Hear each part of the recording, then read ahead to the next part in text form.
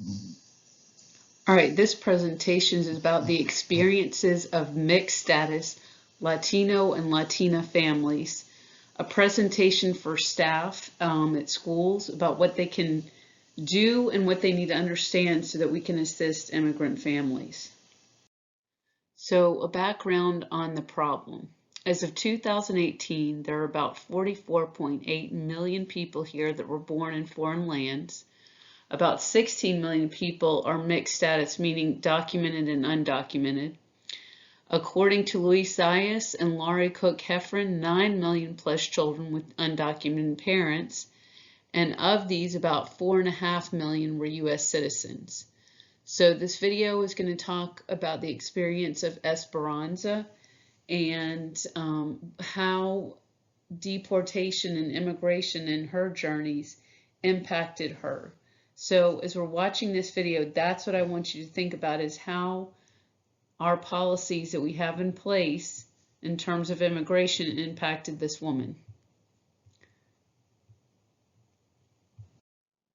Here we have more information about the background of the problem. So this gives you statistics of the nationalities that have been deported in 2018 from the United States. And one thing that I thought that was important to note here is how many Spanish-speaking countries are represented in the large numbers. So in 2018, there were about 337,000 people deported, and as you can see, the largest group that is impacted by this would be Mexicans. So a little bit more background on this. It's not always deportation and detention itself that is the problem. It's also just the fear and anxiety about it. Being separated from families, you hear other people share their experiences, and that may scare you. The feeling of wanting to dissociate from your culture and your heritage, causing a disconnect between yourself and your ancestors. And just having that negative connotation that's been perpetuated in society about those in power, about what it means to be an immigrant, and believing those myths. And from a very young age, as we've talked about before, children are aware of the social differences based on legal status, as well as many of the other topics we've discussed this semester. So in presenting this, just for the staff to understand, kids do know the difference between those that are here legally and illegally, and those that are here legally hold a higher status in society. Just the preference for kids to keep it secret that they're immigrated here, and some don't want their friends to know that they speak Spanish or are from Mexico.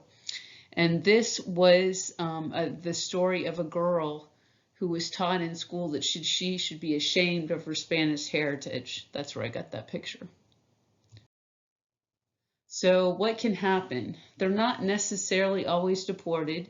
You can be detained, and here's a picture of a detention facility. And this is usually until you have your court hearing or they come to some decision. You can voluntarily say, I want to leave and I'm going to go back to my native country. You can be involuntarily deported, meaning they force you to leave. And then there's decision of whether to bring your family or not with you. And one impact on the kids that can have is now they're thrown into this new culture that they've never experienced before. So there's burden on parents as a whole, and we're going to look at just the parents, each, the mother and the father, and what those burdens are. The mothers may not have worked before. Their job really may have been just to stay home and take care of the kids, and now they have to go find a job. Probably won't be earning them a lot of money, and they feel burdened because they're the only one earning the money now. Whether it's the father or the mother, you can have a single income, but especially we know that women aren't paid the same as men, so they would not be bringing in as much money. So this leads to housing and food insecurity. You're not sure where you're going to live, if you can pay your rent, if you can put food on the table, and then trying to pay the legal fees to try to fight the detention or deportation of your loved one. Again, some other burdens, the changes in the family's routine. Maybe now they have to find childcare because mom's got to work, and supporting the family alone, worrying about the welfare of your kids that are suffering. And what we're going to do now is I would show the video and ask some questions. What are some of the issues that are brought up with deportation and detention? And is there anything we can do at school to assist these families? So this tells the story of these two women that were separated from their children and how they finally got reconnected. All right, now we're going to talk about the burden on the father. So it's a bruise to his ego if he's taken away, and now suddenly mom is the one that is earning the money, and she can't, or he can't provide the financial assistance like he used to. Demoralizing because he's finding it hard to find a job. The changes in the dynamics between his relationship with his wife. She could be seen as more of the authority figure now because she's earning more of the money. They do try to remain in contact with their children through phone calls and sending money, but the child can become very resentful if they feel those emotional ties to their father are not there. Also to consider, if it's the father that's there to take care of the kids, yes, there's the financial support, but the problem could be that there's not the emotional nurturing kind of relationship that mothers usually provide in most families, as well as that separation from a loved one. Fathers would also feel the emotional impact of that. So some parents are reluctant. They don't really want to share and talk about these kind of things with their kids. They think they're trying to protect them. They don't want the kids to worry. But what you've got to think about is that's not really getting rid of the problem. And having these discussions and talking about it in a developmentally appropriate way can actually prepare the kids should something like this occur. So this is a video called Torn Apart at the U.S. Border, and it's about a woman who's from Guatemala, and she gets separated from her two daughters. Her husband still lives in the United States, and he has their son with him, but she's separated from the two girls. They went to go live with another family, and just about when they're reunited, what are the dynamics of that relationship? So some discussion points I would ask for them to consider is, what did you notice in the differences between the two girls in their relationship with their parents? And with the oldest daughter, how did she treat her younger sister, and why do you think that is? So the consequences for children and the emotional challenges. So on this slide, I do have a video, but some of these tied to the previous one too. As you can see that the older daughter was sad. She was angry, she acted out, she was angry at her sister for no reason, those kind of things. And then in this video, this is more just to get people's reactions. I think this is more going to be an emotional barrier because it's a kid that keeps asking the littlest one for the dad, and the older one keeps saying, when are you going to call my aunt to come and get me, and then we can be connected with my mom. So it's more just to get an emotional reaction from the staff in terms of what these children's are challenges, the emotional challenges they are facing.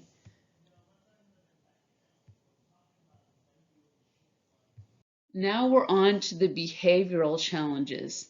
So this can tie also to the video that was about 2 slides ago, happened about 2 slides ago with the two girls, where they talked about them reconnecting with the mother, and you notice the aggressive behavior of the older girl. She wasn't following directions. I don't know that she necessarily isolated herself, but she was definitely jealous of the other sister as well. These are all ways that these kids are dealing with the complex emotions they're feeling because of what they've witnessed.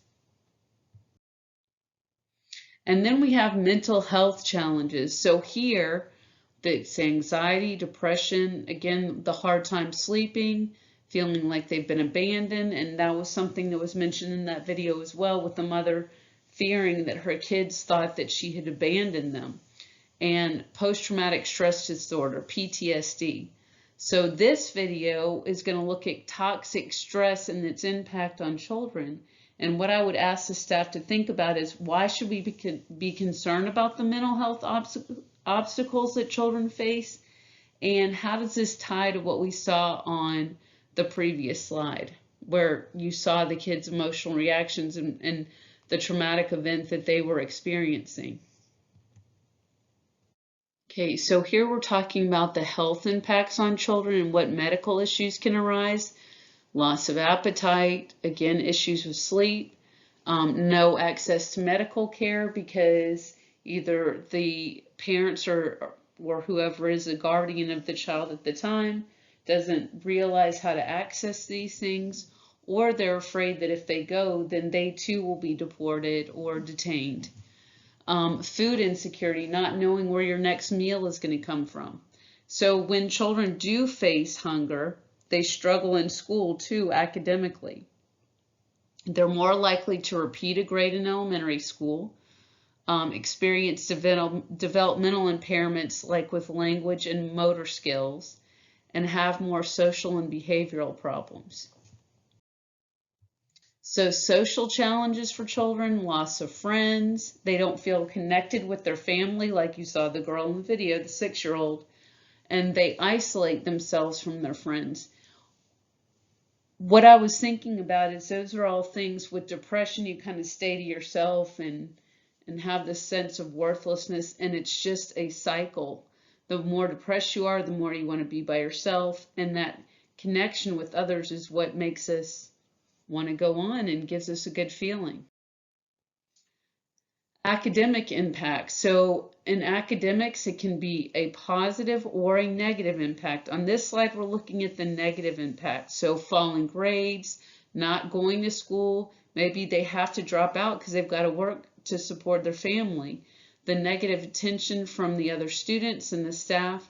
So this video is really good. There's a lot of students that are talking about what can happen in school to impact the way they view the environment there. So what I would ask teachers to just notice what these kids have to say that we can do to help them to feel safer in their environment at school. Okay, now for the positive academic impact. So these two teachers are talking about an experience that the teacher on the left had with the student and how that made them feel more safe. But other ways, access to resources, support from the students as well, not just the staff, the students too, and just giving them a sense that school is a stable and calm environment where they can escape the chaos. So as they watch this video, I'd ask them to think about, how did she support the student? And then just from the supporting the one student and other students witnessing it, what impact did that have on the whole class?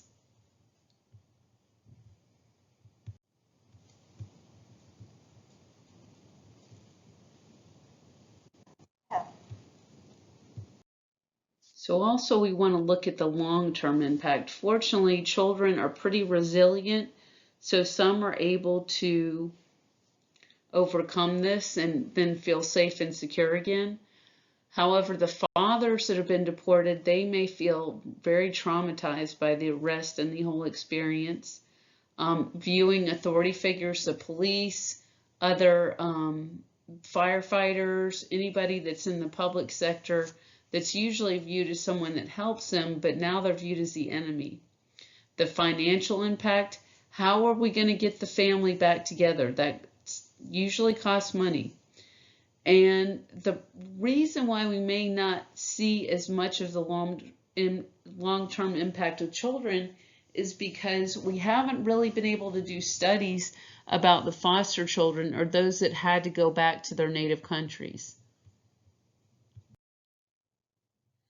So what can school staff do to support families? So specifically now looking at the school counselors. There's a lot of brochures that can be downloaded off the internet that help parents understand their rights, what's going to happen with the children.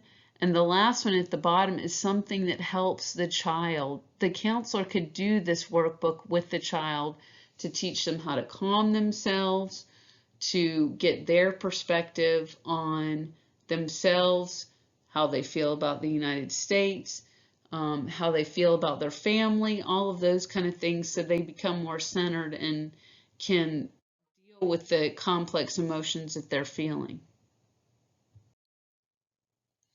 The administrative staff, so I know at my school we have this, but food closets, giving away food for those that can't find the resources for it, resources that help pay people's bills when they don't have enough money to cover those things.